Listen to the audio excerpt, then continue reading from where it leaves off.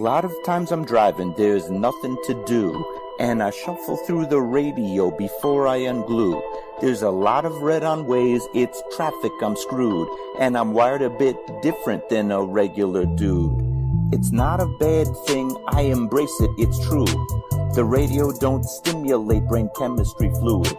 The Buddha found nirvana and the Four Noble Truths. Through a meditative process, right action he proved. For me, I require the use of a tool, a detector, pin, pointer, shovel, and beach scoop. I'm meant to work the dirt with my history crew, but everywhere I look, my interest taboo. Most people choose Bieber over Tippy Canoe. What does a detectorist listen to when the radio is full of bad music and news? I need an alternative for me to peruse. Beyond Sight and Sound gets fantastic reviews. A metal detecting show where my thought bubble brews. Thank you, Josh Kimmel, for inviting me to a detecting dork out with guests like yours truly.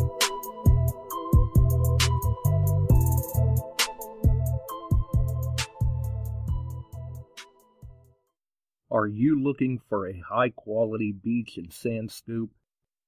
Are you trying to take your hunting to the extreme? How about an American-based company that stands behind their product and everything they sell? Then check out our friends over at XTREME Scoops. John has been making scoops for some time now and makes a quality beach and sand scoop to take your hunting to the next level. XTREME Scoops recently released their new sand shredder that works great in the water and on the beach.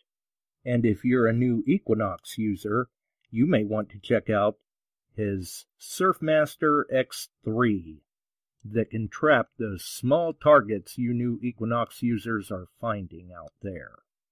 XTREME Scoop's company approach is let's do it right. So do it right, buy it once, and go to the extreme.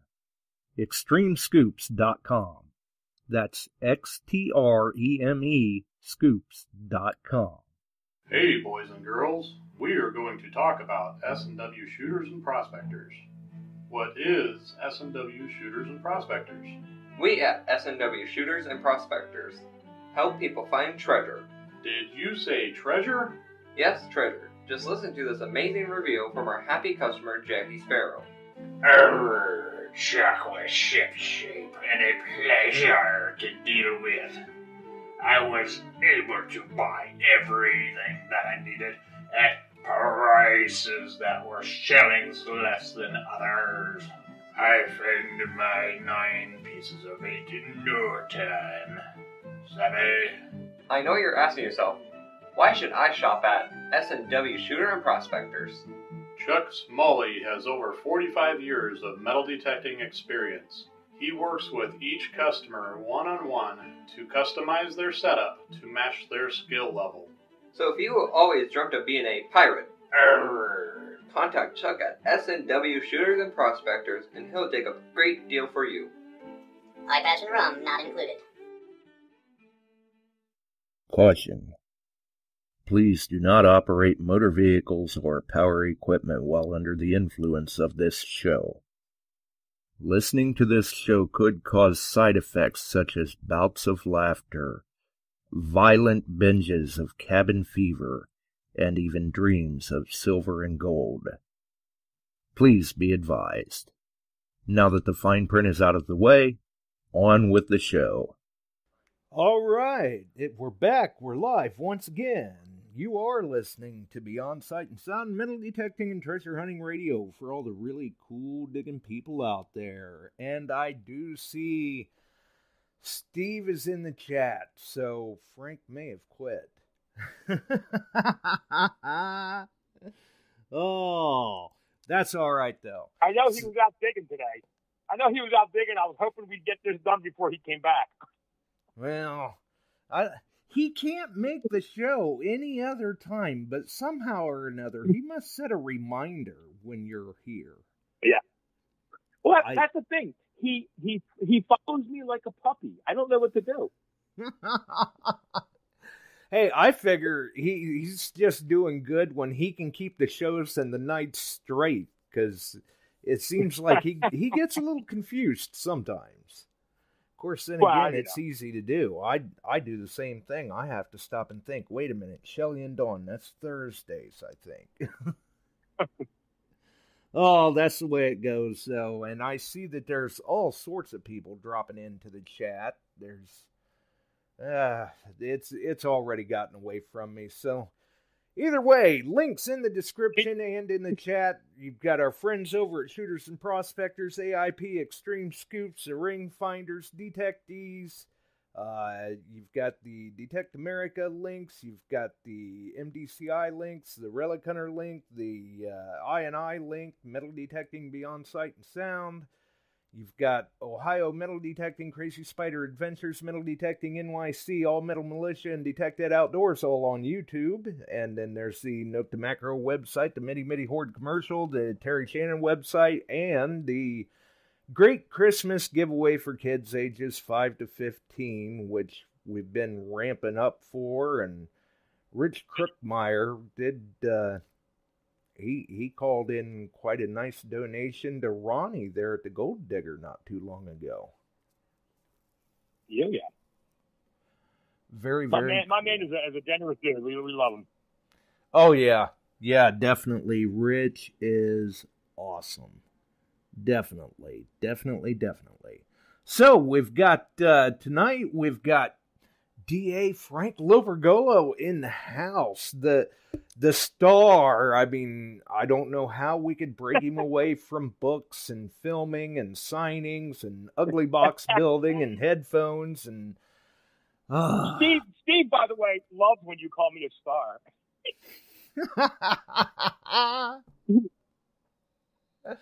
Right? Gotta listen, fight off the paparazzi. I do it I'm called to do, Josh. Well, all we can do is what we can do. That's right. And candy corn connoisseur. I'm glad you had to do that intro, because I had a giant gob of caramel apple candy corn in my mouth that I was choking on, and you gave me time to chew it and swallow it. Wow. So the caramel apple is the flavor of the day then. Well, caramel apple is, I'll tell you what, it's pretty intense. I can't sit and eat a whole bag like I can some of the other stuff, but it's good. It's really good. Wow. Coffee's still the lead runner here. That one bag you sent me, the coffee flavored ones, they're the bomb. I'm gonna tell you straight up, they are rocking. I'm gonna have to get a hold of some of them sometime myself and try them. Those sound they need those to put are out interesting. just a bag of coffee flavored ones. They need to just give me a bag of coffee flavored ones. I would be so happy. You know, that's a good point. How do you tell the difference? It's funny because in that bag, all those different flavors, they all kind of blend together, but the coffee one sticks out like a sore thumb. You can absolutely tell the coffee. It's like, you ever had coffee ice cream? It tastes just like that. Wow. Very cool. Definitely.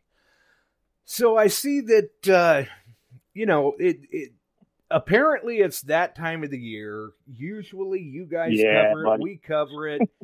Seems like at least once, twice, 3, maybe even 4 times a year. And I'm starting to see the posts come up again. Somebody finds something. People automatically start to jump in. And I'm not going to say they're not qualified. I don't know what their experience level or skill set is. But they just start jumping in automatically. No question about the item, anything like that. Oh, you need to hit it with steel wool. You need to hit it with pencils. You need to grab the flamethrower and the grinding wheel, and it'll look great. You know, it seems like the rabbit hole we're going down. People know that's my button. If you want to set me off, that's like, oh yeah, I'm going to dip this in a little Tharnex and a little grinding wheel. I mean, it's people don't realize the adverse effects some of the most simplest things can have, especially, I mean, artifacts in general, but especially on coins, because coins have such a high level of inspection. When you want to buy them, when you want to grade them, when you want to just put a value on them, even dug coins, there's such a high level of inspection that you have to be so careful about what you use on them. And guys that come out, and it drives me, it's not just that it drives me nuts that guys are telling you bad information. It's when they come out and they claim to be an expert. I'm a coin expert. Why? Because you own a coin? No. Right. It doesn't take much to send a coin in the wrong direction. Exactly. And there's people out there that I've seen that they'll just automatically jump right in and flat out say, well, it's a dug coin. I don't see what you're so concerned about, because dug coins have absolutely no value. They were in the ground. I beg to differ. Yeah, I know. I've sold a couple of those valueless coins. And trust me, they have a little value to them. Exactly. I mean, I personally know people that have dug out of the ground 16D mercs and were very, very careful about how they proceeded with handling it and doing a little light cleaning and everything, and sent it in, had it slabbed, and it came back with no negative connotation, no environmental damage tag or cleaned, nothing like that. I have people all the time. The first thing, especially if you come from a coin collecting background, the first thing anybody ever says is, you can't cook it, you can't touch it, you can't clean it, you can't do anything to it.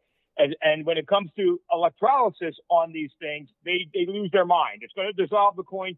When we had one of the executive vice presidents of NGC on our show, who said to the public, if you do it the right way, if electrolysis is done properly, it really isn't a problem. Exactly. I mean, I don't know, other than the detecting gods coming down and telling them in person. That's pretty much the end all be all when it comes to guys and electrolysis and gradable coins. When the vice president of NGC says do it properly and there's not a problem, that pretty much answers the question for me. But right. Well, and you've got some of these coin collectors that are coming out of the woodwork saying, no, absolutely not. Do not use electrolysis. Don't do anything to the coin. And it's not necessarily some dark secret. I mean, if you talk to some of these collectors, they're doing the exact same thing they're telling you not to. Yeah. And like, for example, I'm looking on the chat, and somebody had posted, well, I have a bunch of Indians that have nice green patina on them. I'm not going to touch them. That's fine. Patina is patina.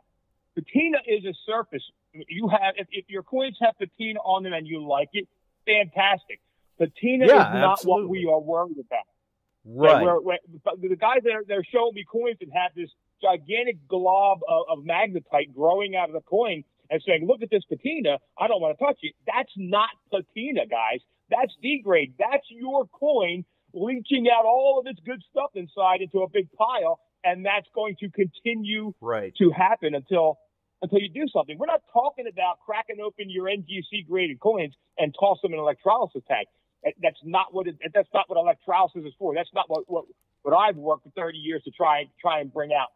It's for these coins that don't have a date. It's for these coins that need some attention and stop that breakdown so it doesn't go any further. Exactly. It's structural destabilization. It's a breakdown of the coin that's going to continue. Well, coin, button, whatever, artifact, item, it's going to continue if you don't intervene. But at the same time, there are proper methodology to go about this, and there's a lot of misinformation out there. It amazes me. Like, I would agree too. If if you've got an Indian, because I love to see them come out of the ground with that nice emerald green patina. Yeah, That's a greenie coming out of the ground can be a beautiful thing. Right. That's a completely different thing. But if you've got an Indian that's kind of crusted up and everything, like I saw a person that they had automatically leapt to, oh, you should hit it with steel wool, or you should use pencils on it, or something like that. And it's like, well, yeah, not necessarily. You know, go slow first. Yeah, it could be an 1877. There's a time and a place. Exactly. There's a time and a place for that stuff.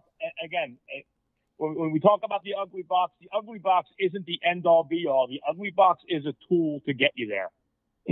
There's a lot of components. And, yeah, there are occasions. Listen, if any of you guys believe that these Melfisher coins that come out of the ocean and they go through electrolysis and they come out gorgeous, if any of you think that there's not some abrasion going on, there is. That's part of the process of degrading coins. Sometimes there has to be some abrasive material put on, not necessarily the face of the coin, but this degrade, this stuff that's piling up. That stuff is not holding any detail. It's dead metal. It has to be removed so you can get to it. So, yeah, but you're not taking out your steel wool and you're not ripping into, a Merc that's got a little bit of dirt on it. You have to know when and where it's appropriate and whether or not the coin even needs to be addressed. Right, yeah. Don't go grabbing for the vice grips or something and fire up the bench grinder and go to town. Exactly. And it drives me a little nuts. Of course, it's because I've got so many years into this thing. But there's still guys. And the thing that gets me, Josh, is there's people in this hobby that I truly respect as metal detectors. And like me, we like to refer to each other as the old timers. And guys follow their word when it comes to electrolysis, when it comes to any kind of conservation tactic, because they've been in the hobby so long. But like I said on the show a couple weeks ago, I've been detecting 37 years. That doesn't qualify me to do brain surgery. Okay, just because I detect and my detecting has absolutely nothing to do with what I know about electrolysis and conservation. That came from just about as many years being involved with major universities on their dime, by the way. They put a lot of money into my little fantasies over here. And ultimately it wasn't, we never ever set out to build an ugly box. We never set out to build, something that we could sell to the masses. We tested just about everything we could think of. Anybody who had an idea in their head about how they could safely clean, I hate to use that term, but safely clean a coin, we tried it. And what we wanted to do was we wanted to come up with the best, safest, effective process. And again, that's why I still have on the website, on YouTube, I still have the process of building your own safely. What we did with the ugly box was take everything that we learned and we tried to make it idiot-proof. We tried to make it for the guy who really doesn't want to learn all the ins and outs of technologies, but still wants to have a good result. Right, yeah. You don't have to necessarily understand the scientific principle behind it. You just need to know that it works and do it properly. Yeah, exactly. That's what it is. And again, I got a question pop up. Janet Chapman was saying, what kind of chemicals are used in the Magic Ugly Box? There are no chemicals used in the Magic Ugly Box. It's salt water. That's the magic. Salt water conducts electricity. That's the magic. There is nothing. It's not what I could put on the coin to save the coin. Because if you have to put something on the coin to make the coin do something, right there, that's pretty much what you need to know that you should not be doing. Because if you're putting it on, you have to put something on the surface to affect the surface, then you're changing the surface of the coin. What we do with electrolysis is we're changing it from the core. We're not cleaning the surface. We're restabilizing the metal that wants to break down. And a side effect, when you get the metal nice and cured and stable and it conducts electricity again, a side effect is that this crap that adheres to the surface doesn't want to be there anymore, and it kind of falls away. So what you're left with is what the coin has left to offer you. Exactly. You're stabilizing it. The cleaning is merely a byproduct of the process. Exactly. And we do offer suggestions. We will tell you how to pretty up the coin. If that's what you want, once you've got it stabilized, once you've got as much detail as you can get out of it, if you want to pretty it up, like if a nice, beautiful copper coin sits in the ground long enough, it's leaching elements out of itself into the ground. And even if you cook it, there's a good chance you may have lost that coppery color because a lot of that copper has leached away. And copper is what gives the copper coins their color. So there are things you can do with the Ugly Box, with electrolysis in general, that will let you bring that back. Yes, for display purposes, you're not reverting the coin back to when it was new, but there are things after the fact if you want to pretty up the coin for a display that you can do to it. But the bottom line is stopping it from breaking down any further. Exactly. And that's the thing, there's still some people out there, I'm sure you see the posts, and I've seen them where they're, electrolysis is the Antichrist. It's going to ruin your item. Well, you guys heard me ranting last week. I mean, I don't know and I'm using finger quotes here, got air quotes in case you can't see me. When an expert supposedly tells you that, and this was a quote to one of our members of our page, that copper coins are going to break down and turn to dust no matter what. So it's the natural course of events. You should never use electrolysis on copper coins. So, I mean, I turn around and I post 500 copper coins that I've done in the past 2 years. Just, really? So this is the kind of crap that's being spewed out there. If anybody out there is not willing to tell you their credentials, or even better than that, if they're going to give you a theory and they're not going to tell you why is it not good? Tell me why it's not good. If they can't do that, look elsewhere for your information. You don't have to come to me, but look for someone who's got a little experience at the process and get proper information. Well, and that's one of the reasons why I thought, you know what? I'm seeing the posts. It's high time that we bring it up again, because you know as well as I that with the situation that we've been in with COVID, it's brought a lot of newcomers into the hobby, and they may not realize that they're being steered the wrong direction, or they may not realize they're giving out the wrong information. If we weren't getting so many success stories, it would be a different story. But you know what? We put this out there. We have tested it, and we have worked on this thing for 30 years, and we put it out there. And I get a lot of guys looking. I started off with this thing. I didn't get the color I wanted. Didn't come out the way I wanted. And I tell everybody, I spend my first 2, 3, 4 hours of every morning going through electrolysis with people on the page. And the fact of the matter is that the success stories that we have are just huge. We have so many people that are learning the machine, listening to us. Don't start off with your chain set. That's not going to be the first coin you want to do. No. Learn, get a feel for what the machine does. Learn, burn it into your brain that low voltage is better. And if you take away anything from this conversation tonight, take away this: bubbles are not good. Don't crank up your machine and look for bubbles. Please don't email me anymore. Say, I don't have any bubbles. My machine doesn't work. Bubbles are bad. When you're first starting off, bubbles are a bad thing. Right, yeah. And that was surprising me as well when I was seeing and hearing the number of people that, I'm not seeing any bubbles. And it's like, if you don't think it's working, leave it turned down, walk away from it for a couple of minutes.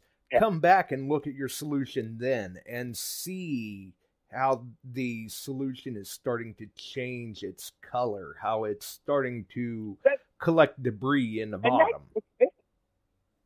That's the thing. I try to get through to people. Listen, if you have pure electrolysis, no coins, no nothing, just 2 electrodes and salt water, and crank it on, you're going to immediately start to see bubbles at both ends of that circuit. That's electrolysis. That's water being converted into hydrogen and into oxygen. That's electrolysis. Right. What we want to do is stop that. We want to throw a monkey wrench in there. We want to throw an alternate highway for the electricity to go down. And the alternate highway is a coin. And we want the electricity to go through the coin that's going to stop the bubbles because it's going to slow the circuit up. And as the coin cures, as the molecules become re-energized, slowly but surely towards the end of the process, you're going to start to see the bubbles again. But if you throw your coin in a tank and the bubbles stop, congratulations, you've done it right. Right. Nothing's broken. Continue. Exactly. I got to realize, I've been doing this so long that a lot of this stuff is second nature to me. So I know. So when people call and ask questions about how come I don't have any bubbles, bear with me, folks. I'm never angry. I'm more happy than ever when someone asks me the question before they start just simply cranking up voltage until they see bubbles. I'm happy that people want to ask the questions and get the right answer. It's when they don't, and some of the old timers say, I don't know how good it works. I don't see any bubbles. Well, you don't see any bubbles because you're doing it the right way. You're not doing it the old way where, 2,200 volts and let it bubble like a sauna. That's not what you want to see. Right. And I mean, it's got the adjustable potentiometer on there where, sure, if you want to, you can crank it up. But rarely do I go full bore with anything. I mean, turn it up to where the display's starting to register, get it up there around 3.5 volts, whatever, and just let it go. Now, as that coin cooks, as you're cooking that coin, a lot of times you'll actually start to see the bubbles start to produce, and they'll almost look like they're working their way through the coin, which is exactly what's happening. The bubbles are representing the electricity as it's curing the center of the coin. Once you start to get to that point, and the coin is starting to change, if you want, you can crank that voltage up a little bit.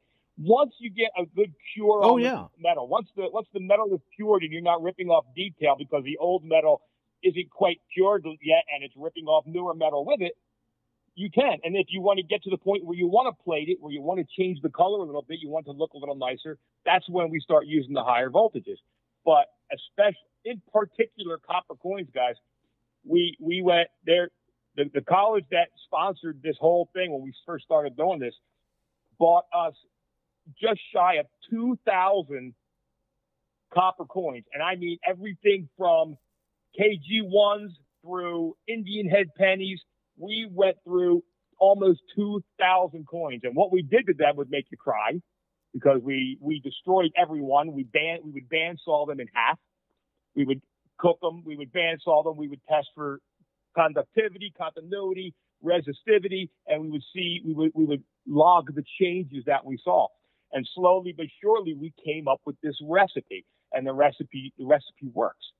It doesn't make every coin like brand new because every coin coming out of the ground will never be brand new again.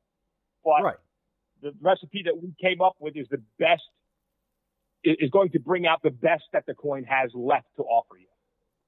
Exactly. You're only going to get as good as you started with to begin, and you couldn't see it then. Electrolysis didn't ruin it, it uncovered it. That's exactly right. The whole thing, I got so many pits now that I cooked it. You had the pits when you put it in. The electrolysis took the dirt out of it. And now you can see the pits. And it's again, I keep saying it's science. If you unless you're hooking up your coin backwards, it is not physically possible for electrolysis to cause a pit in your coin. It cannot happen. What it can do is it can expose the damage that you just couldn't simply see because it was caked with dirt or it was caked with dead metal. It's releasing that, and that stuff has to be released in order to conserve that coin. Right. And I think another thing that kind of speaks volumes with it too, I've said it here, I know you've said it over on Detect America, it's not necessarily that you have to have an ugly box, but if you're going to do electrolysis, at least do it right. Yeah, we like I said, we started electrolysis was used a lot as far back, in museums and coin conservation. It was used a ton from the 20s and 30s into the 40s. And the problem was, and you can still see it today, you walk into some of these museums and see some of these artifacts, and they have this orange glow to them. The problem wasn't the electrolysis. The problem was everything that surrounded it, their catalyst metal, their brine solutions. And because they were starting to turn stuff orange, electrolysis fell out of favor. So Went our to the goal wayside. was to find out why. Was this fixable? Could we fix it? Could we find out why? Because it cooked coins beautifully. The detail would come up gorgeous. But unfortunately, they came discolored. And what we found was it had nothing to do with electrolysis. Electrolysis is simply rejuvenating the molecules. It had to do with the catalyst metals they were using. We had museums that were making, and this is not from firsthand seeing it, this is from reading their logs when they were cleaning coins. In museums that were making brine solution that you brine your turkey in. They were using wine. They were using vinegar. They were using 3 different kinds of salts, and it was wreaking havoc on the coins. It was getting the dirt off, but the coin was not in better shape than before it went in. Once we eliminated that, once you brought it down to its basics, and you use carbon, because there's no plating material in carbon, it changed everything. We took all the crap out of brine mix and made it a very simple brine mix. It's simply to conduct electricity. And the results were like night and day. Absolutely. So if somebody has, say, I don't know, a copper coin, and they want to, they don't like how it came out after electrolysis, and they want to change the toning a little bit, what would you recommend to them? First thing I tell everybody is, because I've done coins here, and it come out really, really nice. And I've gotten criticism because some of my older coppers aren't real coppery color. They're almost a tin color. And they're like, oh, you ruined it. First of all, learn about your coin. Okay, so as far back as King George the First, before him, after him, periods of times all the way up through King George, there were periods of time where the British Empire was really, really short on cash. And what they would do is they would go cheap on making their coins. So a lot of these coins, different year sets, they would replace a good portion of their copper with tin. These coins, when they were new, were never coppery color. They were almost a tinnish color, almost grayish silvery color. So learn about your coin, because if you have one of these coins, making it really copper color isn't the way you want to go, because it's not original. So for a coin that you want a little bit more tinny, a little bit more silverish color, replace your carbon with a piece of scrap silver. Throw a merc in there. I like Flying Eagles. Flying Eagle cents are like halfway. They're not quite really coppery color. They're not quite really silvery color. They're right in the middle. So what I'll do with a Flying Eagle cent is I'll take an old wheat penny, a copper wheat penny, and a mercury dime. I'll put them together as my catalyst and short shots until it's like a coloring book. You don't like it, you want a little bit more color, give it another shot until you get to the color you want. You can almost pinpoint exactly the color that it's supposed to be that way. And if it is something, there's a lot of later large sets that were really coppery color, almost abnormal coppery color. And then you just use your wheat penny. Use a piece of copper in there as your catalyst until you get that where you want it to get. After the coin is cooked already, after the coin is completely cured, the plating process is not effective at all unless that core is receptive to all the current going through it. Once it's cooked, then you can treat it for color. That's true, and I see somebody in the chat wonders how ultrasonic works for cleaning items, and that's one of the nice things that I like about the Ugly Box is now it's all in one. You don't have to have an electrolysis unit and then an ultrasonic unit over here or anything like that. You can do it all in one with the new Ugly Boxes. Exactly, and you know what? And Steve says it all the time. Over the years, the biggest improvement that we've ever made to the Ugly Box system has been the hypersonics. And I use the term, guys, because guys ask me all the time, why do I use the term hypersonic? The ultrasonic cleaners that you buy in the store, not that they're great. Modern jewelry, you want to clean up a little bit of clad, you want to clean up your silver coins, that's all fine and good. But the ultrasonic units you buy in the store, the wave of sonic energy they use is called an impact wave. It's the result of a piece of metal striking a piece of metal. And that wave comes off, and it's a very harsh wave. It penetrates deep, and it's harsh. So if tear you one have, apart, and you'll see. Exactly. And how many people have lost stones in these old pieces of jewelry they found? So when we did the hypersonics for the ugly box, we didn't want impact. We wanted something diaphragmatic. So it fluctuates. It has a diaphragm that fluctuates, and it creates a very intense sonic wave, but it's shallow wave. It impacts the surface. It doesn't go deep. The biggest way to see how different it is put your finger in a hypersonic tank, and you'll actually feel your joint ache because it just saturates so well. It penetrates only so far, and it's not a harsh wave. It's a passive wave that does twice as much work as a harsh wave will do. And you'll no more knocking stones out of settings. Out of your old rings and stuff. Exactly. And we've got Chuck on with us. How's it going, Chuck? Chuck there. Hey, Frankie. Been listening when I could. I got IT problems here. All the neighborhood, the whole area is down. Internet's down. Yeah, I don't know what's going on. So I call in to listen to you. You talk good stuff on that thing. I'm always learning with that ugly box yet. And then you were talking about tin content in English coins. There was a guy over there in England. He called over and was getting a real odd signal. And he dug 2 coins up. Both were tin. And they were from William and Mary. They were beautiful coins. Yep. But they were made out of tin, period. Yeah, I had to look that up because I had some older coppers that I was cooking, and generally, you can see which way the color wants to go. And these things came out beautiful, but they just weren't getting that copper color. Then when we dive into it, a couple of the Georges, they were running short of money, so they started putting tin in their coins to save money. Right. Yep. And there's American coins. Look at this. We got 1794 large cent. There's several varieties of that thing, and I got news for you. One of those varieties isn't copper color. It's not copper color. There's more tin in that thing, and every one that I've ever come across and have cooked has come out at slightly silverish, less coppery looking metal. So just kind of be aware of the coin that you're know where you want to go with the coin before you start the process of getting there. That's a good point. Well, right too. after the American Revolution, we were broke too. Oh yeah, absolutely. They didn't have a lot of funding, so they were looking for something cheap. Take a look at today. Don't try to cook one of those; it'll be gone in 5 minutes. Right?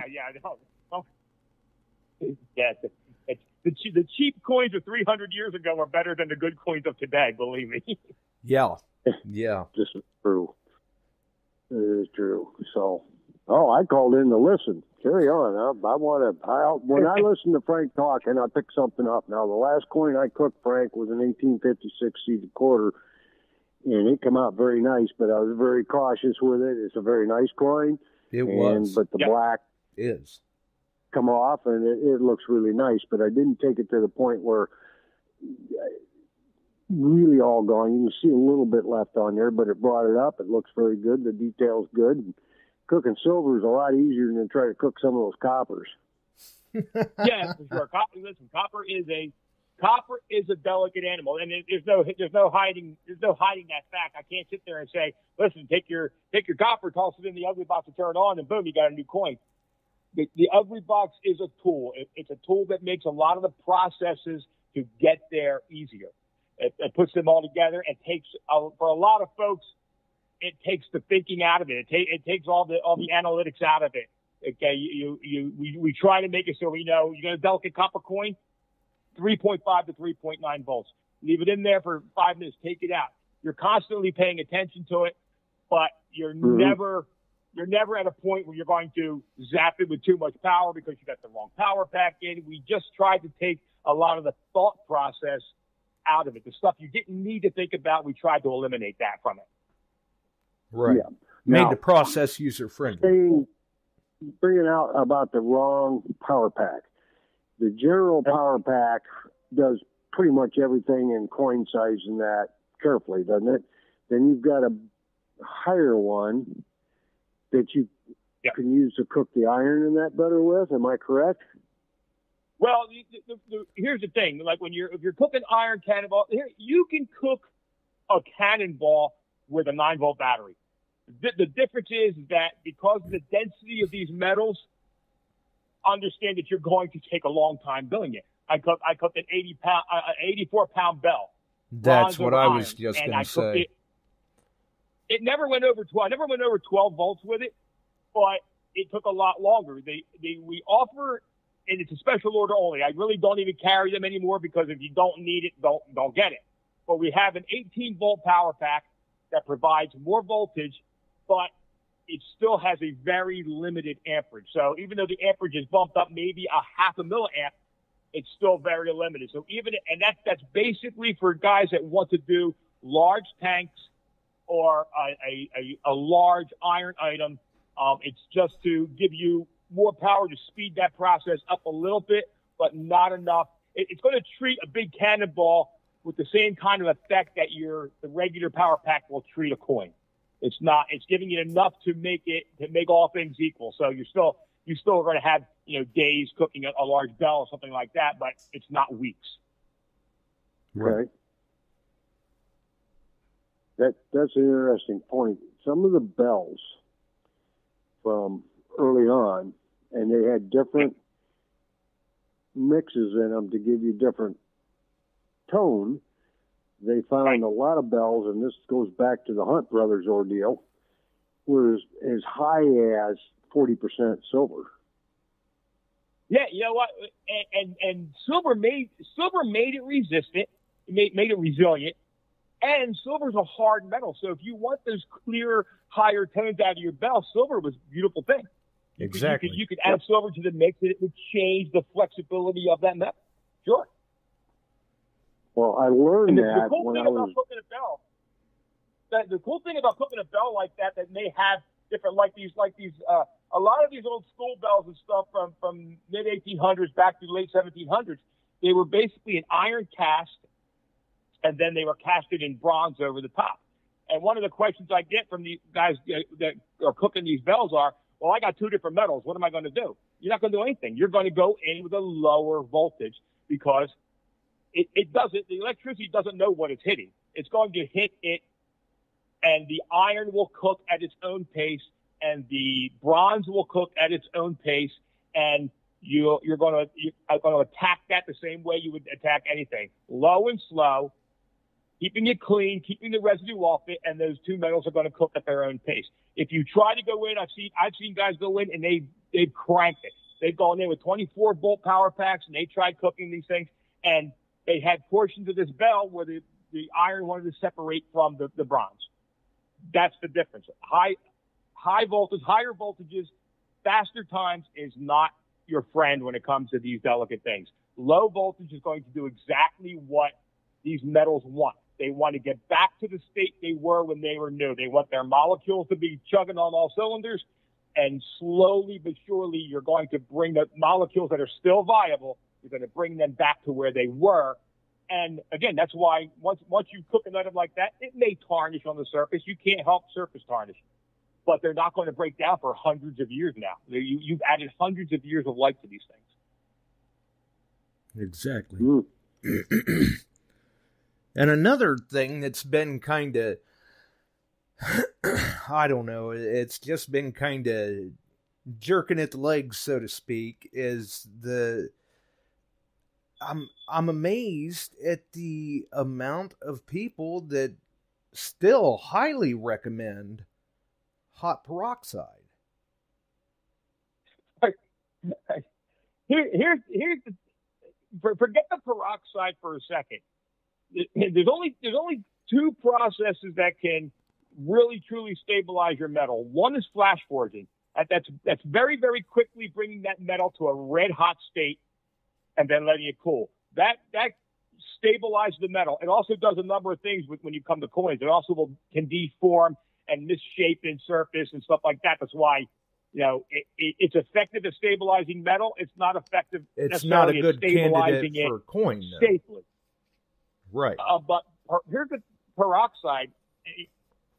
none of your processes, other than if you're a flash forge kind of guy and you know how to do it well, none of your processes that add a lot of heat to a coin or to an artifact is recommended. When you add heat to any, especially a coin that may be starting to split, maybe delaminating a little bit, getting those little surface, those little layers in it. Remember, heat makes metal expand. So even though it may not be the super drastic thing, heat is going to make it expand. And what that's going to do with these little tiny fissures in your coin is it's going to make them worse. It may only make them microscopically worse, but worse is worse is worse. And that is going to open up new metal to erosion, to degrade, to air, all these things that you don't want the internals of your coin exposed to. So hot peroxide is bad enough. Hot peroxide is, I'll tell the story of peroxide, how I can put peroxide in a nutshell. So you've all seen the videos out there of dropping these little mints into the bottle of Coca-Cola. Right. And how it foams up immediately and blows out the top. Yep.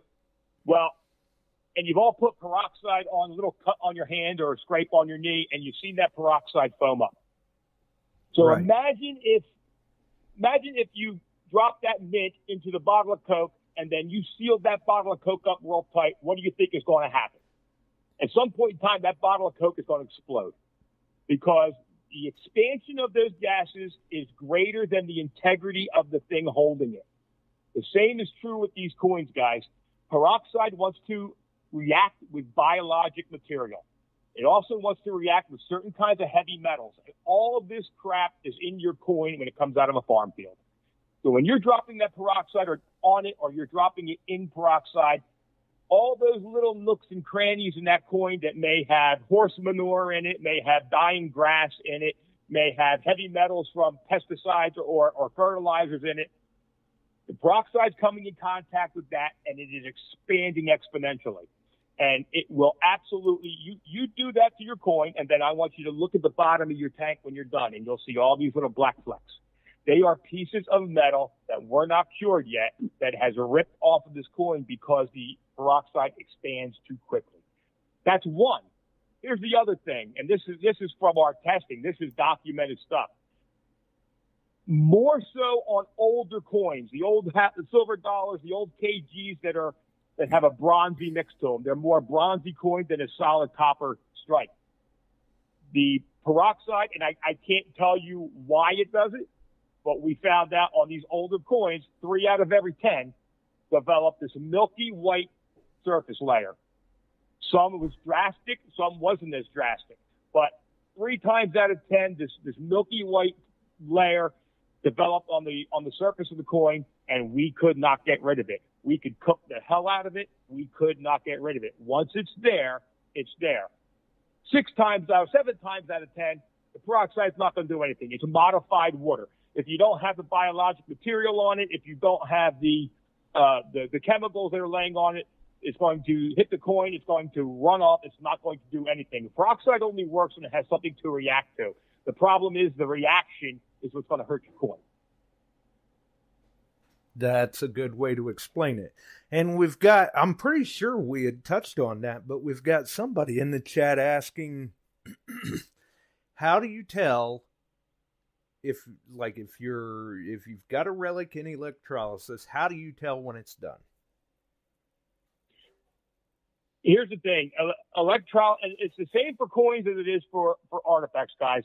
There's no situation with an artifact that you're going to drop it in your electrolysis tank and you're going to leave it there and you're going to just forget about it. Okay, this is a hands-on process, especially with fine artifacts. Believe it or not, you have to be careful of what you do to a coin as to not scratch the surface. Fine artifacts are a lot worse, they're a crappier metal than the coins are. They're usually much, much thinner and can have a bad reaction fast if you're not paying attention. So what I'll do is I've done lamps.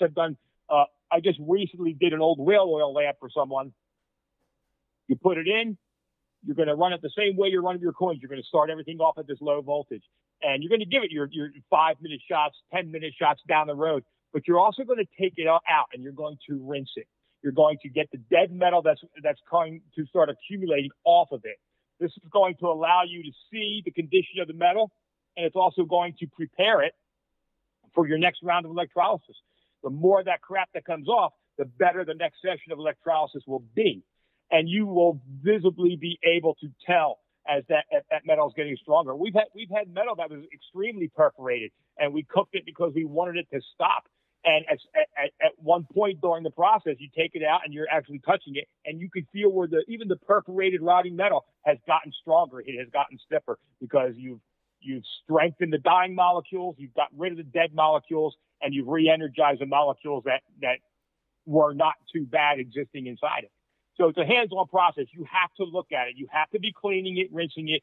You have to look at the metal, and you will physically be able to tell. Usually it's by color change. The colors will want to change, but you will be able to handle these things, and you will physically be able to tell. If you start off and there's no bubbles and you have bubbles at the end coming through the coin, odds are you've cured that metal and you're in good shape to go whatever your next step is going to be. Remember, every single second that an item sits in electrolysis is adding years of life. Whether you get it 100% and you cook it all the way through and you're done, or you're playing it safe and you only cook it maybe halfway through, you've still added time to the life of that item. And if you see negative changes coming down the road a couple of years from now, you can drop it back in the tank and you can give it another shot. You can extend the life of that thing pretty much indefinitely. So it's not a drop it in until you're done. It's drop it in and keep your eye on it, and you'll see the changes happening to it. Right. Don't just plug it in and walk away from it or anything. I mean, we've heard, like, I always stay right there in front of it while I'm using it, but we've heard stories of what happens. I'm sure Chuck's related the story before where he was, I think it was a silver, like a Rosie maybe, that he had put in and got called out for a run, and well, when he come back, it was black. Exactly. That's the thing people don't realize. People say they burn the coins. If you leave a silver coin in electrolysis too long, okay? First of all, let's remember what electrolysis is. Electrolysis is nothing more than an electrical circuit. Instead of having it all wires, part of that circuit is going through the wood. And as it's curing that coin, it's releasing a lot of gook and crap that coin has collected over the years. Now, what happens at a certain point when that coin gets cured, a lot of this semi-magnetic magnetite stuff that's floating around your tank, for whatever reason, follows that circuit and wants to kind of settle back on that coin. So I just had a guy send me a picture today. He goes, my barber quarter was looking amazing. My wife went off. I had to go do something for my wife. Now I come back and it's black. Yes. But you didn't ruin the silver. What you've done is this stuff has run its course. You didn't clean it off. And now this stuff is attaching itself back to the coin. So what do you got to do?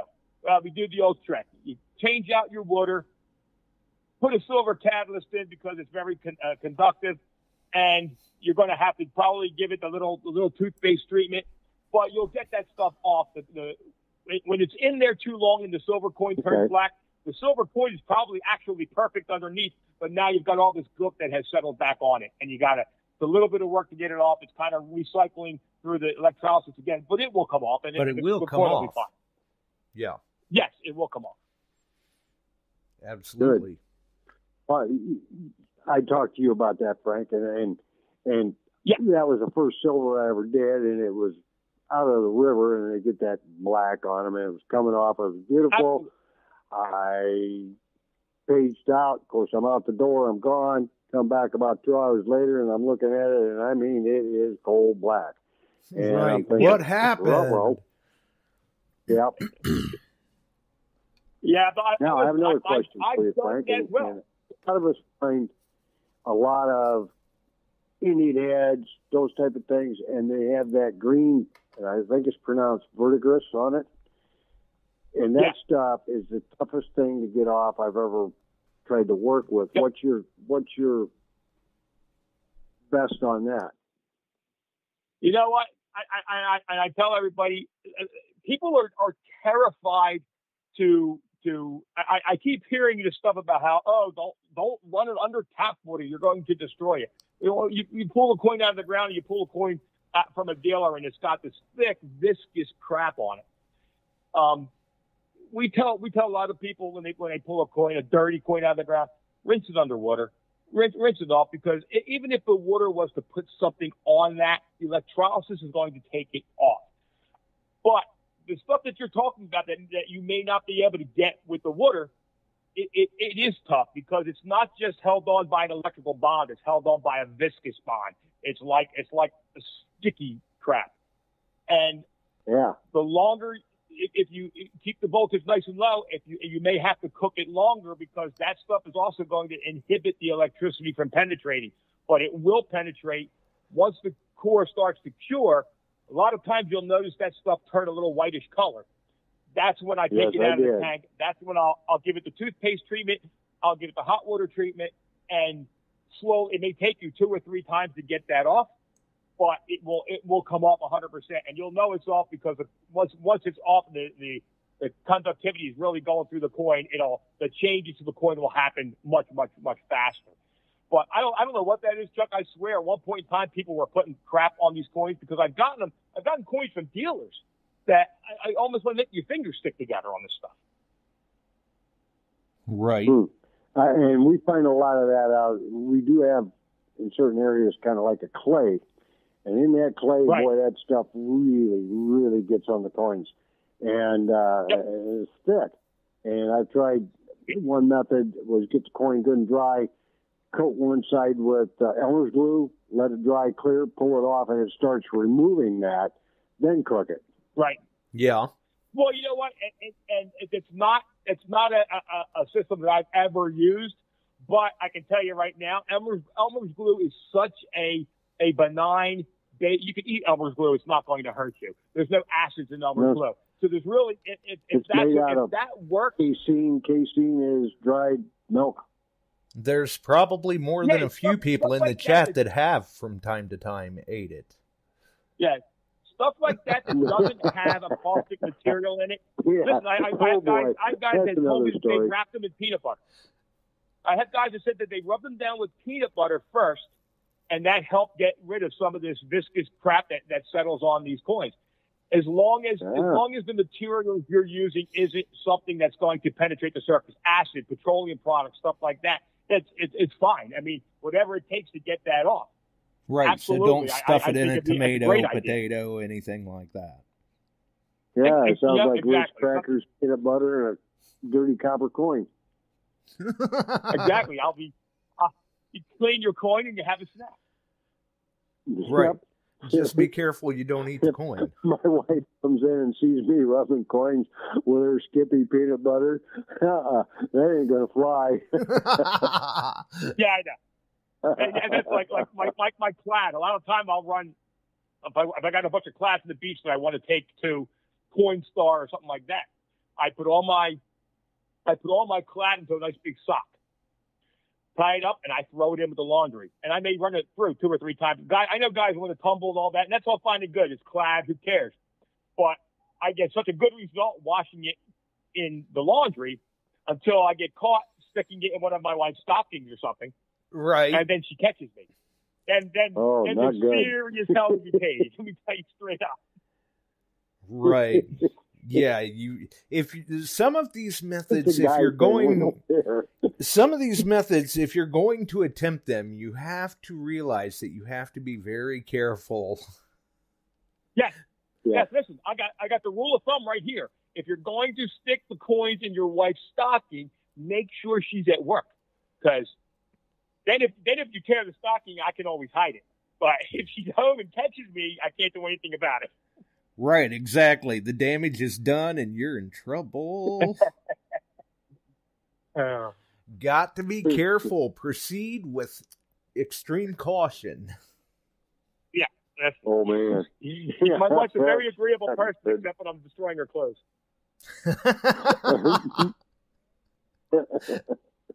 That's awesome. Oh, Lord.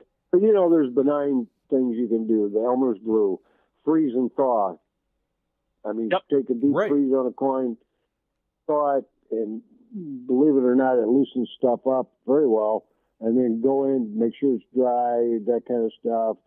see if you can toothpick a little off and then cook it a little bit. And I mean, some coins are worth doing that with.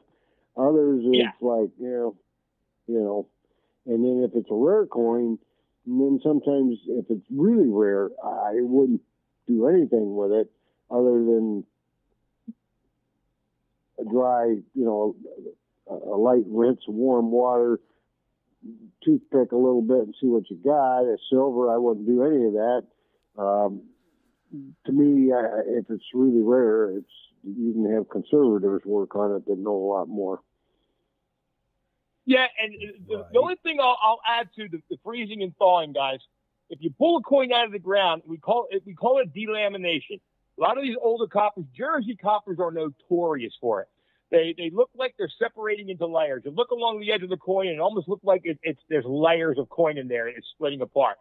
Be very careful doing a freeze and thaw method with coins that are delaminating, because freezing and thawing is contracting and allowing the metal to expand. Right, expansion and contraction, that's a pretty and solid it'll fall to condition pieces. that has exactly. You don't want to do a lot of contracting and expanding of the metal, because every time it does that, it's opening up those delamination layers a little bit more and a little bit more and a little bit more, and it's going to open you up to a whole other bag of worms down the line. But coins are in good shape. They look solid. Yeah, I know a lot of guys that like to freeze them and thaw them. Again, I have had dealers, large sends from dealers that they wanted them cleaned up. People don't think that these coin dealers do this stuff, but I got news for you. I cleaned 370 some coins this year. This washing them in the washer to get this oily stuff, that whatever this is on there, I have done that on more than one occasion. If it's a good coin, I'll do it alone. I won't put it in with a bunch of more coins.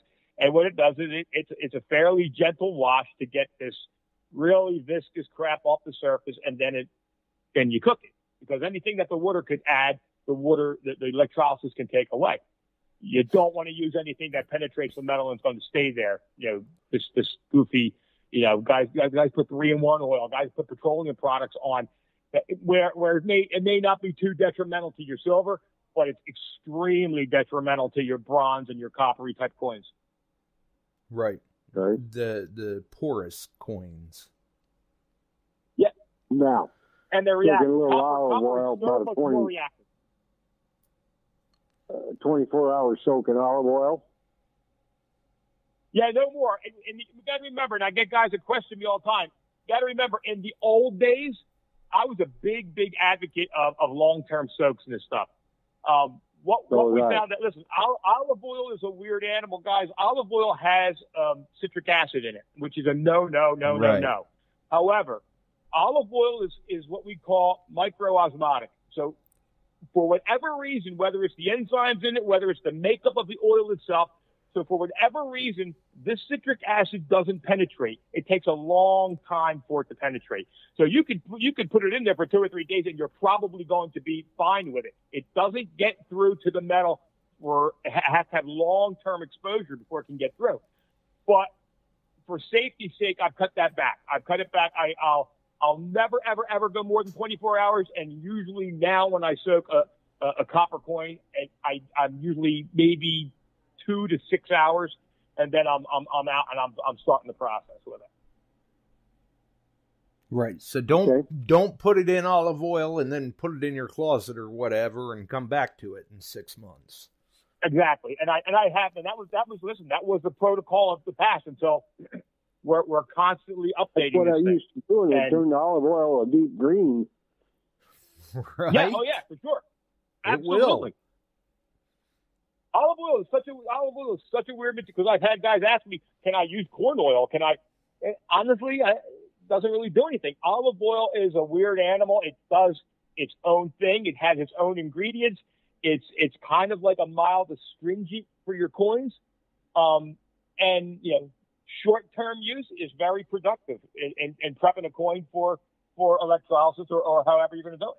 You're getting rid of a lot of dirt, a lot of patina. Yeah, you're going to get rid of it. The other thing is with long-term use, it'll darken your coin, which is another reason why I kind of cut back on how long we soak in olive oil for. And guys want to soak their silver in olive oil, guys. it's fine. It's not going to hurt it. It's also not going to do anything for it. Silver, gold, stuff like that. It's really not susceptible to the stuff that olive oil is good for. If you get ocean bottom cookies that are really crusted over, olive oil might help, but the low long-term electrolysis is way better at separating that cookie stuff off. Okay. Good way to explain it. Yeah, makes sense. Right. Any other questions, Chuck? No. But he answered a couple of mine. I mean, you run into a few things that Frank has seen many times or Frank has dealt with, and like that vertigus, it's almost like a lichen. I don't know what it is, but he described it well. And we get so much of it here. Sometimes I'm just doing it to see the date of the coin. I just want to see the date. I just got a question, Chuck. Lauren O'Reilly wanted to know if it's virgin olive oil, can you leave it in longer? No.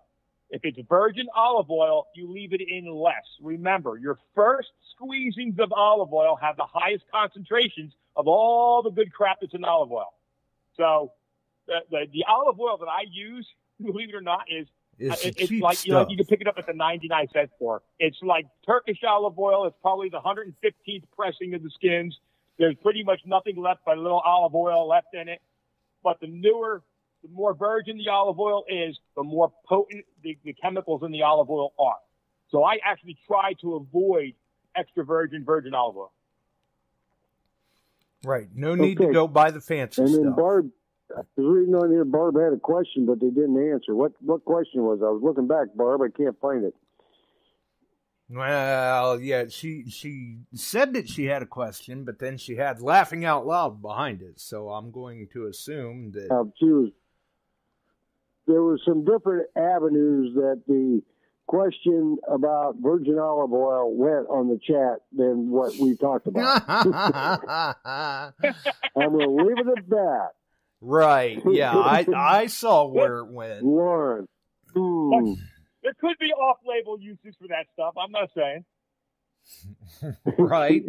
But you answered the question, I think. Okay. All right. These folks' minds are all in the gutter, I'll tell you. All right, they are. Terrible. Well, yeah, Barb in there stirring them up and Lauren. You just never know what animals show up sometimes. So that's just the way it is. That's the nature of the beast. You answered a couple more for me. I've been doing some cooks when I get a chance on it, and that silver quarter came out gorgeous. And I've got a couple Indians that I recovered today in 1880 and a 79, and I didn't have the phone with me. And, no 77. A couple more yesterday that could use a little cooking, and I'm going to do that. I see Bill going on in the chat. At least it wasn't me stirring him up this time. I got a question from Janet Chapman. She wants to know if everything that we're talking about tonight is in the Ugly Book. Unfortunately, Janet, the problem with putting out a book like that is that the second it goes to print, you get 500 more things that you wish you had put in there. Right. You can't put everything in. A lot of it's in there. Some of it's not. But I think talking to Ronnie, I think we may, the next printing of the book, we may do an update because I definitely want peroxide in that book. I was just going to ask you about that. Talk a little bit more about the olive oil and stuff like that. And I will tell you that we're gearing up in the relatively near future, probably around Christmas time. We're going to add another episode to the boot camp. We're going to concentrate on some pretty nasty topics. Look forward to that. And do another boot camp episode. Yeah, definitely. See, your Ugly Book is great, but Ugly Book gets you to the point that you're lightly dangerous with the Ugly Box. So you just got to ask a few more questions where you can and refine what we're doing because we're using your expertise and knowledge to move forward with it. So if you get an addendum and another boot camp, that'll be good. When we did the Ugly Book, a lot of the stuff that I answered in the Ugly Book came from people that were using the ugly box, and came from their questions. So once it started getting out there and more questions started coming in, it raised a whole new series of stuff that I wish was in the book, and will be next time around. It will be. We're going to do an addendum just answering a lot of these questions that simply slipped my mind. I didn't get a chance to talk about it. Well, and like we said, when you're doing something like that, it's hard to think of and cover everything. Yeah. Yeah, the biggest problem is when you've done something like this for so many years, the questions that are important to a lot of people out there become second nature, and a lot of the stuff just kind of slipped my mind. I really didn't think about it. Like the olive oil question, that virgin olive oil question is actually a great question, because people that use the olive oil method, the first thing they do is they want to go out and they want to enrich their treasure. So they want the best of the best of the best olive oil. And the best of the best olive oil isn't necessarily the safest thing to use on it. It's not. It's just if you're using extra virgin olive oil, a good quality extra virgin olive oil, keep it in less time. Right. Right. That makes sense. Chuck Martin hey, asked Josh, Chuck Martin asked me, does the Faraday cage leave marks on the coins? Chuck, if you keep your voltage nominal, no. If you go in there with too high a voltage, you will leave marks on the coins. But if you forget about it and you get a little mark on your coin, flip the coin over, move the coin around, hit it again, they'll disappear. Right. It's not that big of a deal. Definitely not that big of a deal.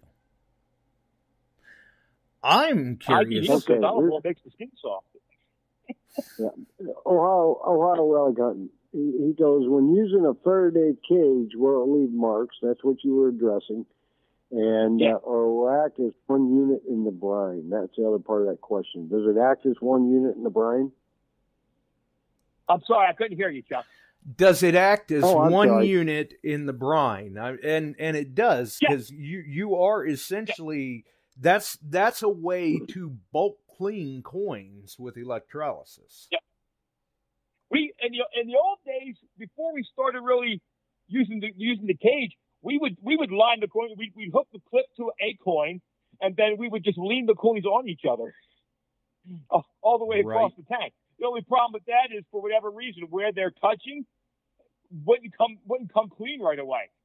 Then we started using the cages, and the cage is great. Yeah, the cage is awesome, and it works fine. It's one unit. You hook your coin line to the cage itself, and then if you do how I do it, when I put a cage in a tank, I'll split my coin line, and I'll attach my coin line to both ends or several points on the cage.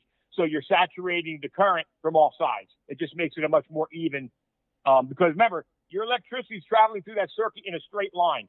So your coins that are closer to the source, closer to the actual clip of the coin side, are getting the bulk of that energy before it weakens going down the line.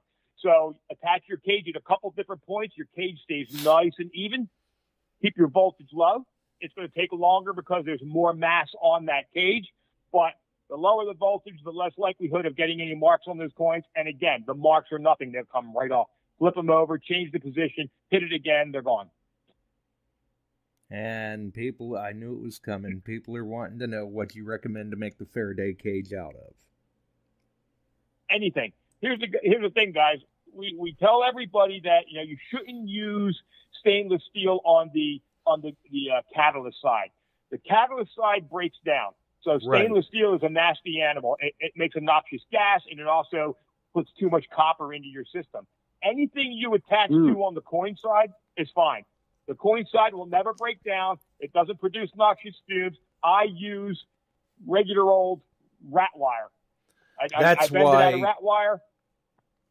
That's why if you get the clip for your coin side in the solution, it never gets all crusted up. Yeah, absolutely. Whatever wire you're using for your coin side, don't change it. Don't ever switch it up and put that on your catalyst side.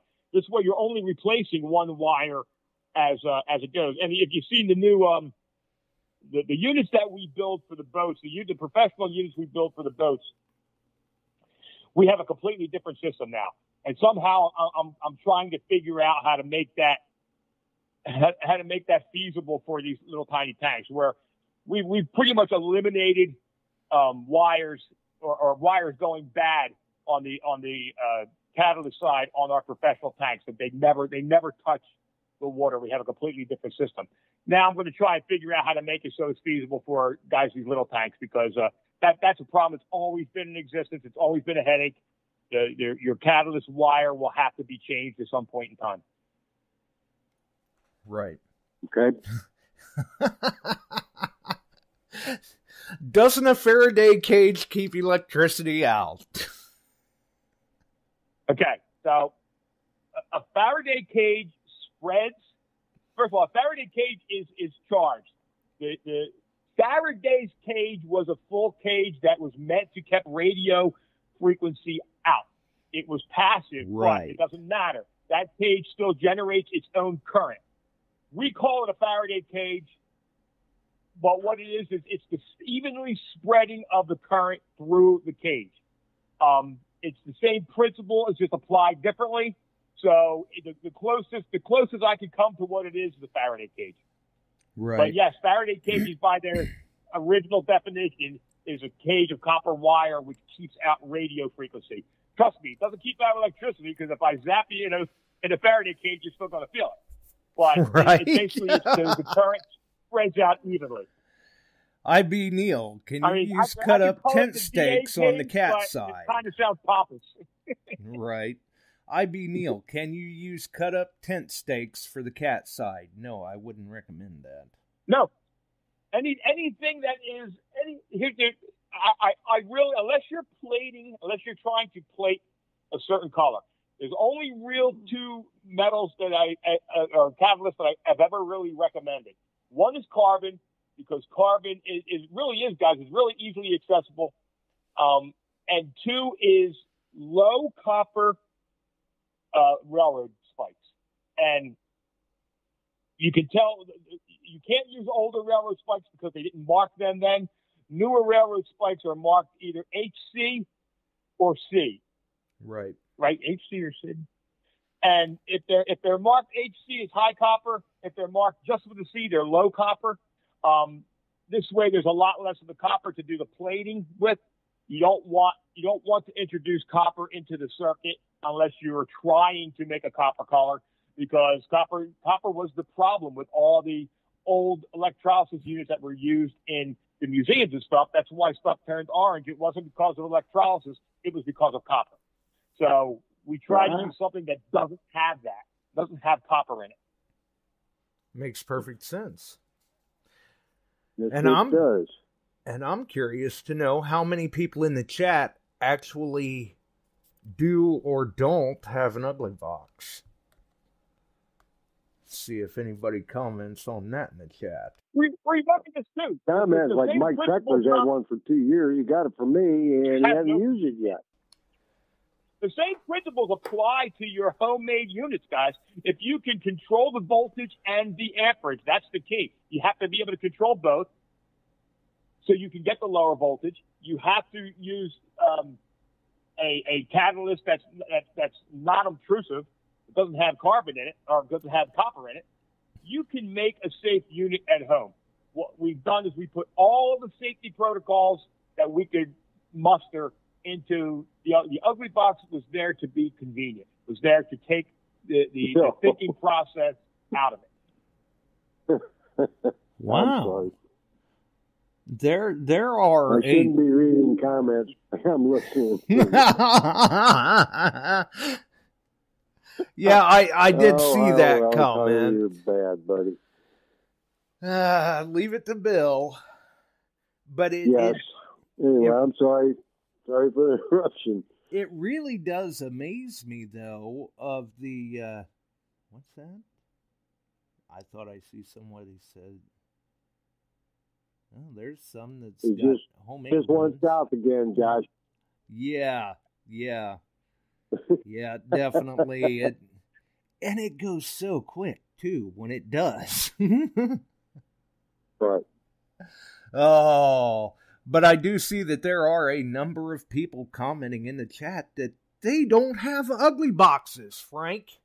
I know it. You can get them from me. You can get them from Ronnie for you. I mean, they're there. I use them. I actually have gotten to the point I've had some pretty good success with a little practice, listening to Frank, watching their boot camp, videos, reading the book. He's got an instruction sheet that comes with the box. The new ones, they're controllable to the best level for your voltage. It's a very nice unit to work with. Why don't you? I mean, I used everything imaginable to clean coins. And I believe you and some invasive waves, just to see if I could see a date. And I believe you and Ronnie both offered them as a bundle deal. Yep. I get it set up. I mean, what I like to do is the newbies, you get the book, the box, the AC adapter, and a reboot kit, so you're set for a long time. And then you can talk to Frank like we do, and you can learn and come up with some pretty neat stuff out of it. Right.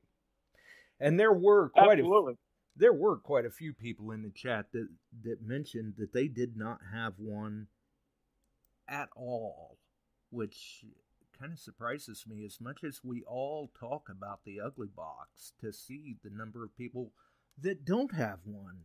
So I talk to guys that I have guys that have bought them, and they tell me, he said, you know what? He goes, it wasn't one of those things I expected to use a lot. He goes, and then they find themselves over the winter months sitting hours in a day, just exactly with all their finds from the summer and fall. Next thing you know, they're looking for stuff to put in it because they've already went through everything. Yeah, it's fun. And the nice thing about it is what we're doing right now. We've got the guys on with us tonight to answer your questions, to help you. No better way to learn. Save some history. I mean, literally save it, because I've dug stuff I can't even begin to read, and went into light cooks with it, got it down to the point that I know I have a 1897 in the head instead of what I thought might be an 1877. Oh, right. Well. And that's my favorite thing, Chuck. That's what I live for. As I go through the years, I go detecting in fields, and I pull many things that have, they're just not identifiable, and I save them for when I can sit down and do it. Because my favorite thing in the world is that it's probably not worth anything, but to pull a date off of something that was sitting in a junk box that's why I love playing with the thing. And look at the times that you've been surprised by that yourself. Absolutely. And I want to see, like, I can recall a couple of times where you had pulled out different things where you're like, there may not be a whole lot of hope for it, but let's just see what I can do with it. And have been very, very pleasantly surprised. Well, the oldest, pretty much the oldest coin I have was a cob that I had back in the 80s. I dug a cache of 306 copper cobs in Louisiana, and a lot of them went to the college, a lot of them went to the other guys, and I had a cob. I pulled a cob out that had absolutely nothing on it other than I knew it was a cob because I found it with the rest of the cobs. And when I finally cooked it, and we cooked it live on the air, when I finally cooked it, it was like a 1542 cubs, the oldest coin I ever had, and it had came out for beautiful. 17 years in a box on my shelf. And it came out beautiful. You did a very good job. I'm going to cook. I've got a gold nugget that was laying in amongst iron. And I've found other gold, seen other gold. It turns red. I mean, that iron clings to it. So yes, I'm going to give it a short shot. What do you think of that, Frank? It'll work. Yeah, you know what? It's funny, Chuck. I have gold boxes. Gold boxes of guys that do just that. They have they have nuggets which are either going to be sold or they're going to be displayed, bigger nuggets, and it was never something I even thought of. But I've got guys that use them just for that, to make their nugget prettier. Yeah. And I get sometimes these guys pull gold, and and it happens with gold jewelry, it happens with gold nuggets. If it is in proximity to manganese in the ground, it develops red lines. I pulled rings that had red lines, and a lot of guys attribute that to iron, but it's not. Manganese and gold makes what they used to make red glass with. So manganese in close proximity to gold in the ground for a long time could get red striations through it. And these guys have hit it with the box and took them right out. And God bless them. And they look great. I can't give a lot of advice on gold nuggets, other than I know guys have used them, are using them for gold nuggets. Right, well, Frank's going, I can't give a lot of advice on it, other than I'd like to find them. Yeah, there you go. Seriously. One of the things in dealing with gold nuggets for jewelry is eye appeal. It's eye appeal to, let's say I'm wanting it made into jewelry. After wear, gold polishes up, but it takes a long time. And right. I've got a couple that came out of a pretty iron-infested spot. They're red. I mean, they're just ugly, but they're gold, and you can, I've tried to, instead of messing with muriatic acid, which will drop it right now, I don't like doing that. That stuff's pretty tough stuff. And I thought, I'm going to hit one of these. I've got one of them that's kind of a nice triangular shape, better an eighth of an ounce, that's just as dark red as a rusty nail almost, but it's gold. And I want to get that off there because I want to give it the eye appeal to make it into a necklace. And it'll work. Right. It'll work. And for like the larger ones, wrap a wire around it and connect your lead to it. Yeah. Yeah. Again, that's the thing. You're absolutely right with that, because again, over and over again, the electricity wants to travel in a straight line. It's going to take the path of least resistance. So if you have a large item, whether it's gold, whether it's iron, whether it's anything, and you hook a single clip to it, the electricity has to start from that clip and work its way through the whole thing. If you wrap a wire around the several contact points around the larger item and hook the clip to that wire, now the electricity is kind of attacking that thing from all sides. It's still trying to get to the center of it. It's just getting to it much more evenly. And I find it real effective, especially with large artifacts. I have as well.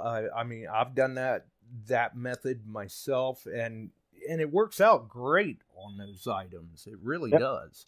And like I said, I saw a number of people in the chat saying that they didn't even have an ugly box. So I think what we should do is give one of them a chance to call in. Yeah, I'd say let's give away an ugly box. First one that can call in that does not have one, so we can get them set up right. And watch, everybody's going, oh God, what's the number? I don't remember. Bill will put it up. And I'm not going to tell them. There's got to be some work involved in this. Yeah. Well, while we're waiting, I'll just dig into another big old candy apple candy corn. Ooh, candy apple candy corn. Ooh, wow. Mm-hmm. I have to thank my girl Kathy Blau, member of our page, who literally sent me a box of all kinds of various candy corns to take with me on my trip upstate New York next week. And I'm afraid that by the time I get in the truck to go, I could have it'll be gone.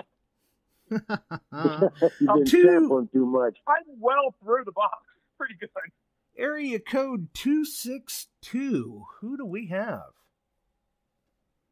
It's Scott from Wisconsin. Scott McClory. Scott McClory. Well, tonight is your lucky night, sir. Oh, wow. That's awesome. Thank you guys so much. Thank you, Frank. Thank you to you guys over at Beyond Sight and Sound. Very cool, Scott. Go ahead, Frank. Very cool. If PM me your info, Scott's on my list. He knows my PM. PM me your info, buddy. I'll get out there. Okay, I will do that. I didn't think there was any chance I was going to get to the phone before somebody else beat me to it, but I guess I was wrong. That's awesome. What's the first thing you plan on trying to cook with it?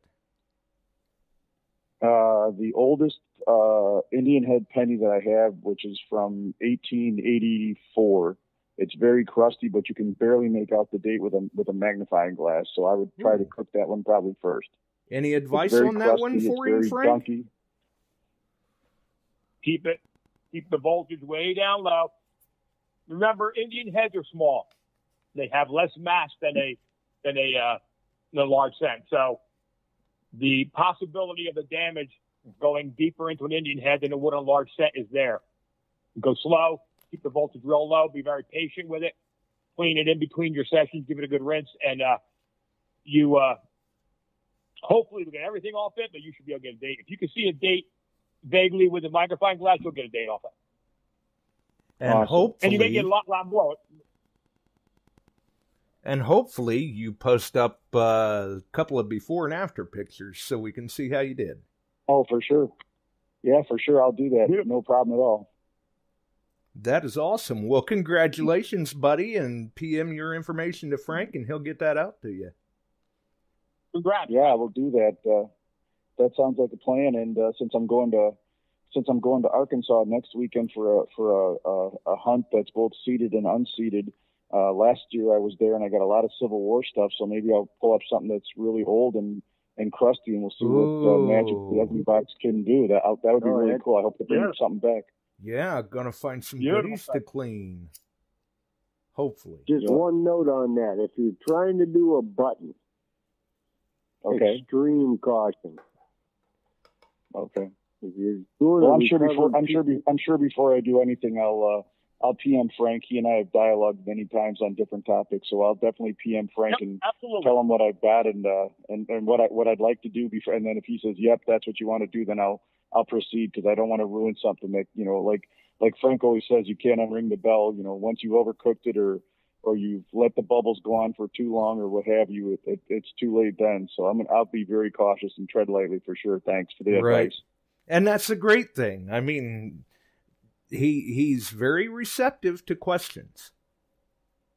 Yep, for sure. I've asked him things for about the ugly box. I answer questions all the time with guys with homemade setups. I'm happy to do it. PM me. Yep. I said my first 3 or 4 hours in the morning. That's pretty much what it is. Right. Yeah. He's also. I've asked him probably tons of questions. I'll call Frank up. He's very accessible, very nice. Yeah. He's also very receptive to candy corn. Yeah. Oh, yeah. Absolutely. For sure. Nice. I'll even eat a piece of candy corn on Halloween for him. Oh, well, there you go. Yeah. Awesome. Well, all congratulations. Right, I'll let you finish. Thanks again. I'll let you finish up your show. I'll send you a private message right away, Frank. I know you got my address already, but I'll send you another one. Okay. Thanks, pal. You got it. Bye, guys. See ya. Bye-bye. See, now that's kind of cool. He thought, the way it sounds, he didn't have a snowball's chance of getting it. But he got in there. He got himself one. And now there is another future Ugly Box user, another person that will see the benefits of electrolysis in general. Yeah, absolutely. I'm glad Scott's a dedicated detectorist. He does. He hits me up all the time for any number of different topics, and he'll do a good job, because he'll take his time and he'll pay attention to it, and he'll do a good job with it. Right, and that's kind of why I had posed that question of, I wonder how many people don't have one, and wanting to see it get into the hands of someone who doesn't have anything. Doesn't have an electrolysis or an ugly box. People, especially people that have a success story their first time out, it's wonderful, and I'm glad as many people that are using them, and Again, not an ugly box commercial, guys. It's an electrolysis show. If you have any questions about electrolysis, by all means, you can hit me up just as easy as you can. Hit me up about an ugly box. I'll answer whatever I can answer for you. Right. The biggest thing is to get the right information and do it properly. Exactly. That's right. And I would say... Well, I'll get out of here, guys. I'll let you finish up. Have a great one, both of you. Frank, good luck on your road trip coming up. He's chomping at the bit. Yeah, I am. I'm chomping. Stock up on that candy corn. You're going on the road. You're sampling too much. Yeah. I know I am. She said it to me too early. Timing. It's all about timing. That's right. Have a great night, all. Be safe out there. Talk to you later. You too, Chuck. All right. Thanks. Bye-bye. And I guess we had kind of touched on it just very, very briefly, I believe, Wednesday. When is the DA Dead episode? November 1st. Okay. Closest we could have got to Halloween. Okay. And I'll tell you what, the outpouring of stories is mind-boggling. We're actually PM your ghost stories to me at the DA Frank Lopergolo, and we're actually going to handpick a few people that are going to come on live and tell their stories. I'm telling mine, and Steve will make fun of us all. But the amount of stories that I've received has just blew my mind. Right. I probably have no less than 100 stories that have been sent to my PM. Right. I know we've done it a few years here too, and we've gotten some interesting stories. Some of them will just kind of make the hair on the back of your neck stand up. Now, I will say this, Josh. When I was going through my little experience here, it was during the renovation of the house. And me and my son set the whole house up with cameras and microphones. And the video we got is worthless. You can we watched the door slam, but you could barely see it. But I've got 2, 3, maybe 4 audio clips of stuff that happened to 100% abandoned, no electric, boarded up house that made me rethink my whole theory on ghosts. Right. Rich says he didn't send a story; he sent a ghost. Good. We need a few. Well, there may be quite a few guests on. I know. I may have to make it 2 nights because I got a lot of stories, and a lot of good stories too. I know one year we had did something similar around Halloween, and there was a person that contacted me after the show, and we had to do kind of a follow-up show the following episode because the things that had happened that evening after the show was just so strange that we had to do another show about that. Right, exactly. Really, really odd. Just the timing and the eerie coincidences that had went on. It was something else, but that's the way it goes. You know what, Josh, real quick, I got asked a question on the page real quick. IB Neil want to know about cooking pocket knives. I have cooked dozens of pocket knives, guys. The key to a pocket knife is only submerge the parts you want clean. Just because a lot of times these old iron pins are barely holding it on. Sometimes those iron pins that hold the wood handles on are not really there. The handles are just kind of stuck to the metal. So you run the risk of that. But basically, I just attach the clip and submerge the parts that I want cleaned. That would be a very good way to do it. Definitely a good way to do it, because you got to stop and think too. Some of the pocket knives, you could be dealing with multiple metallic alloys that absolutely.